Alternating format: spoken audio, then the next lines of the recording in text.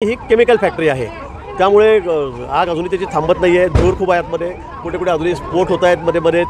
पण मला वाटतं की जोपर्यंत पूर्ण आग आटोक्यात येत नाही, आतमध्ये जाऊन बघता येत नाही, तोपर्यंत अजून काही कॅज्युअलिटी झाल्यात की नाही, आत कुठे अडकलं आहे का काय हे अजून सांगता येत नाही.